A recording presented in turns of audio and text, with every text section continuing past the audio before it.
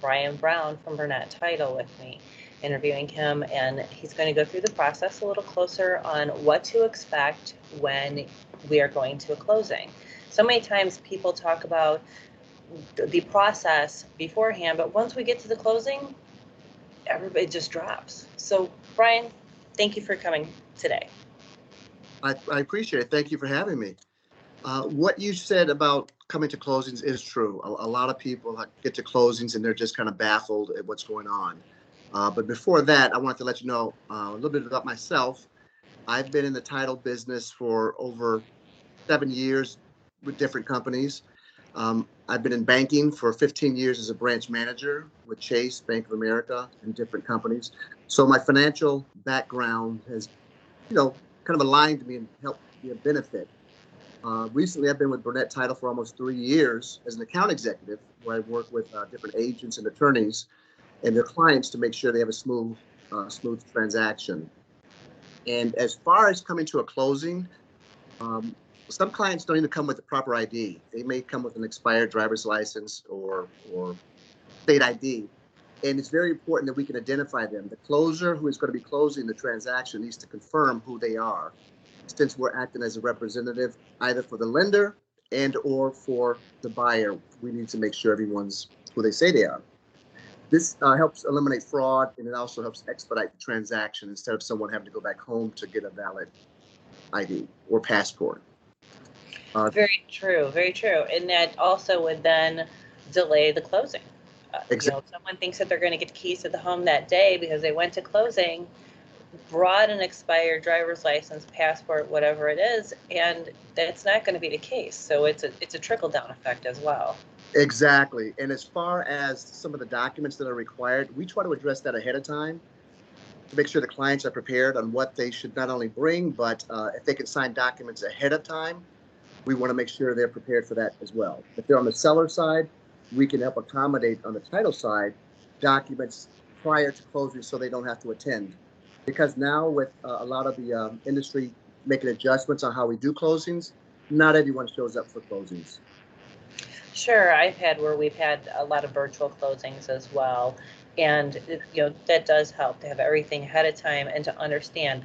Let's also talk about wire fraud, because we've gotten through, we're bringing our driver's license, our passport, everything is valid. We double check that. Another important step as well is wiring the funds when you are the buyer. So Let's talk about wire fraud and what to do, what not to do, because wire fraud is real. We all know very, very well. It is real, and that's an excellent point. What we try and what most companies are doing is making sure that the buyer is communicating with our accounting department. So there's not a lot of external people getting involved. We try to minimize who is receiving your personal information. If you're going to receive proceeds from the sale of your home, some clients receive checks, but the majority, since it's a larger amount, they prefer a wire going to their checking account. So it's important to just have that direct conversation with our accounting department. It leaves out other people. And then once you have sent the wire or are receiving the wire, we get a confirmation. So then that way that can be traced.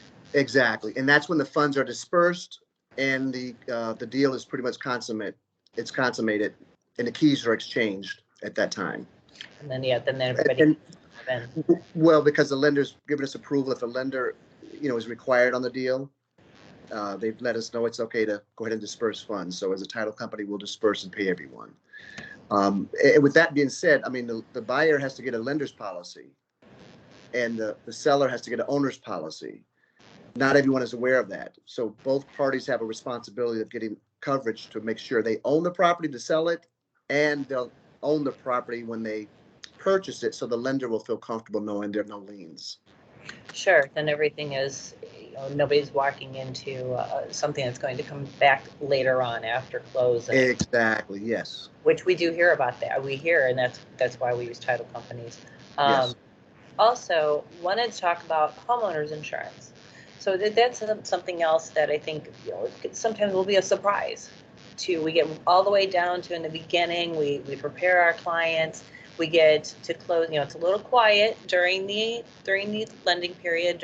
We're waiting for clear to close, And then sometimes I've had clients that aren't aware that you have to have homeowners insurance. You have to have that Yes, paid receipt at yes, closing. That's another very important thing too. exactly. Another great point. The lender has an interest in that property. They have a mortgage against it, and they want to make sure if it burns down or something happens to it with an accident, that it's covered. And if you don't have insurance on it, the lender could lose out on the property too, so they have nothing. So they won't, give you access to buying the property until you provide that information. Sure, and then that again is provided at closing.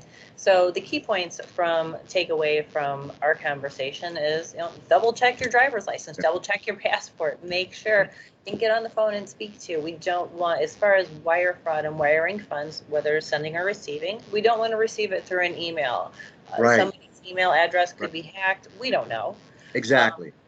Do your due diligence and make sure that we're doing our job. Exactly. Well said.